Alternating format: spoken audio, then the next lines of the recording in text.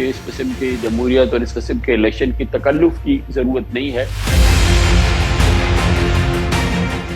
Election میں صرف 3 ہفتے رہ گئے، بیلٹ پیپرز کی چھپائی بھی شروع ہو گئی۔ ایسے وقت میں بھی ایک نامور صحافی کچھ عرصے سے مسلسل کسی نہ کسی طرح الیکشن ملتوی کرنے کی کمپین کر رہے ہیں۔ دعا ہے کہ کم از کم وہ الیکشن جو ہمیں سال 2024 کے افق پر نظر آ رہے قوم اسے الیکشن سے محفوظ رہے۔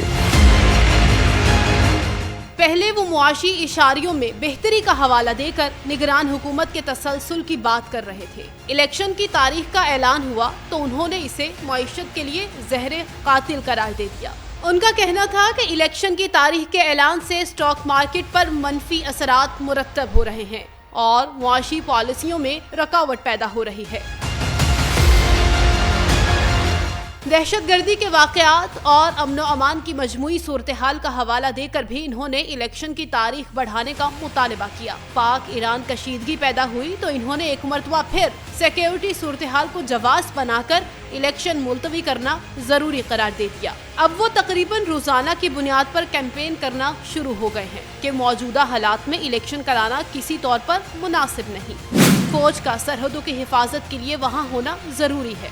اس کی توجہ کسی صورت سرحدی صورتحال سے نہیں ہٹنی چاہیے۔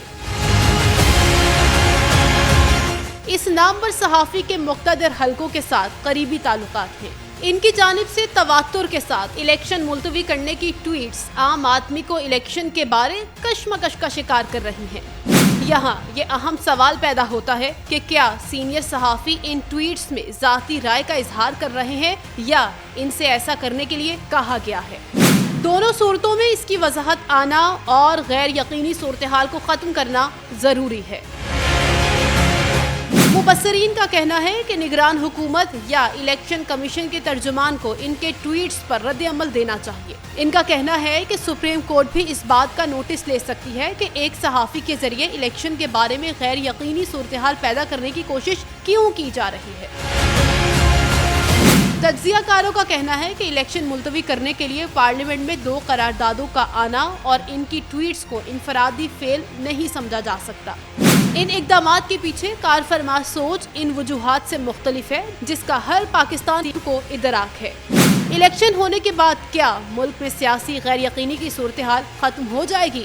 کیا سیاسی استحکام دیکھنے میں آ سکے گا؟ کیا الیکشن کو شفاف مانا جائے گا؟ کیا آنے والی حکومت کو مرضی سے کام کرنے کا مینڈیٹ حاصل ہوگا؟